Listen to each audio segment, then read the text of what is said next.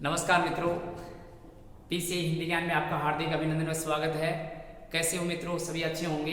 भगवान से आशा करते हैं कि अपने कुशल मंगल आप अपने जीवन को जी रहे होंगे। मित्रों, हम एक बार फिर से आए हैं आपके सामने संविधान का एक बेहतरीन वीडियो लेकर, जिसके अंतर्गत हम महान्यायवादी को पढ़ने वाले हैं।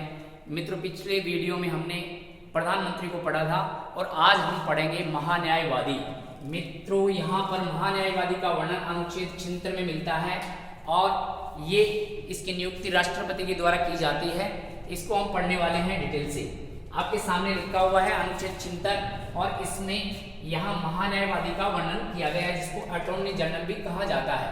अटॉर्नी जनरल, ऐसे हम इसको याद रख सकते हैं। मित्रों, हमने पीछे पढ़ा था कि माँ का कर्तव्य सरल है। माँ का कर्तव्य कैसा है मित्रों? सरल है। ऐसे हमने पढ़ा था, माँ का कर्तव्य सरल। इसमें प्रमुख अनुच्छेदों को हमने पढ़ा था। तो यहाँ पर 76 में महान्यायवादी, 77 में कार्यपालिका के शक्तियों का वर्णन पढ़ा था। यहाँ पर 78 में प्रधानमंत्री के कर्तव्यों को पढ़ा था। का मतलब संसद का गठन का वर्णन अनुच्छेद 79 में है और राज्यसभा के गठन का वर्णन हमने मित्रों 80 में पढ़ा और लोकसभा के गठन का वर्णन 81 में पढ़ा है। तो इसी कड़ी में हम अनुच्छेद 76 को यहाँ महान्यायवादी को पढ़ने वाले हैं। तो मित्रों, आपके सामने लिखा हुआ है महान्यायवादी, ये अनुच्छेद 76 हो गया। अब हम थोड़ा सा 76 को विस्तार से जान लेते हैं, क्या अपने लिए 76 महत्वपूर्ण है। यह अनुच्छेद 76 1 में क्या वर्णन है? सर्वोच्च न्यायालय का न्यायाधीश बनने की योग्यता रखने वाला व्यक्ति जो होता है उसको महान्यायवादी नियुक्त राष्ट्रपति के द्वारा किया जाता है। तो देखो मित्रों, लिखा हुआ है ये सर्वोच्च न्यायालय का न्यायाधीश बनने की योग्यता रखने वाले की नियुक्ति यहाँ पर इस रूप में की जाती है।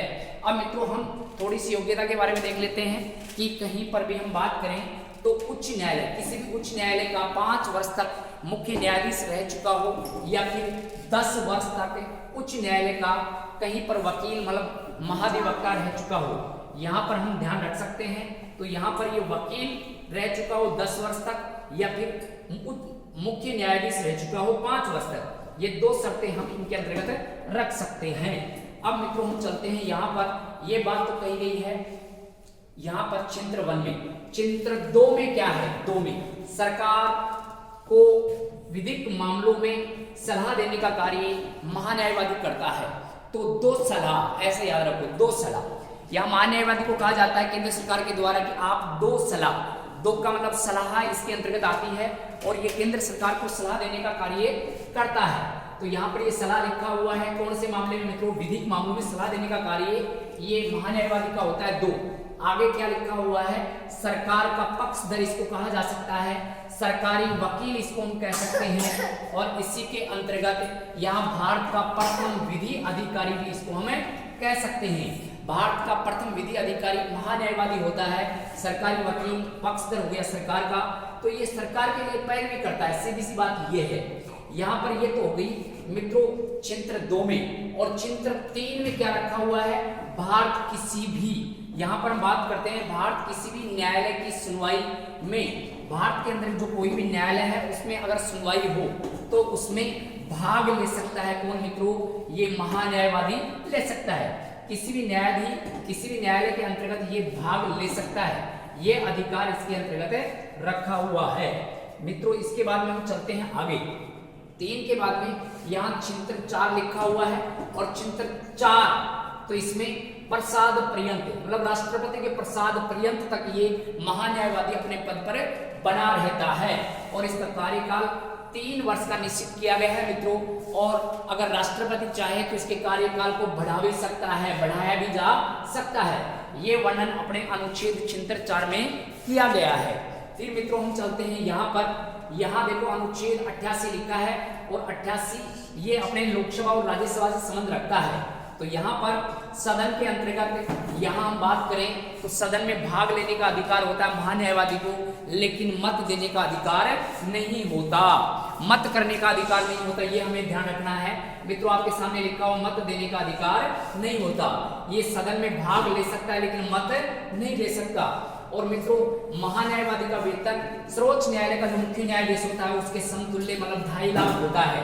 ये वर्णन किया गया है मित्रों यहाँ पर इसके अंतर्गत। अब जान लेते हैं हम आज तक के जितने भी महान्यायवादी हुए उनकी क्या क्या विशेषता रही, उनको हम जान लेते हैं। तो मित्रों आपको बस केवल ये थोड़ा सा याद रखना होगा, भारत के प्रथम यहाँ महान्यायवादी का नाम आए तो MC सीतलवाड़ का नाम आता है।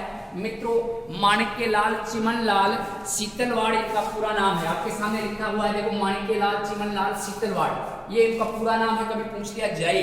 और इतना लंबा नाम है तो इसका कार्यकाल भी लंबा ही होगा, सर्वाधिक समय तक रहने वाले महान्यायवादी कौन हुए? सीतलवाड़। और मित्रों इसके साथ ही लिखा है कम कार्यकाल वाले, ये सोली सोराव जी, सीतलवाड़ सोली, सीतलवाड़ ज्यादा है, सोली छोटी है, तो यहाँ पर ये सोली कम कार्यकाल वाले हो गए। अब मित्रों हम जान लेते हैं यहाँ पर प्रश्न बन सकता है, यहाँ पर 14वें महान्यायवादी कौन हो गए? मुकुल रोहतगी हो गए। 15वें कौन हो जाएंगे मित्रों? तो के वेणुगोपाल हो जाएंगे। और वर्तमान महान्यायवादी कौन हो गए भारत के? ये 16वें हो गए, तो आर वेंकटमणि हो गए। तो ऐसे हम मित्रों ध्यान रख सकते हैं महान्यायवादियों को, और ये अनुच्छेद चित्र के अंतर्गत इनका वर्णन किया गया है। मित्रों कैसा लगा? आप लोगों को अच्छा लगा होगा। चैनल को शेयर कीजिए, ज्यादा से ज्यादा सब्सक्राइब कीजिए, लोगों तक पहुंचाइए हमारी आवाज, जिससे हम और भी बुलंद आवाज से आपको निःशुल्क क्लासेस दे सकें। ठीक है मित्रों, धन्यवाद। जय हिंद, जय भारत।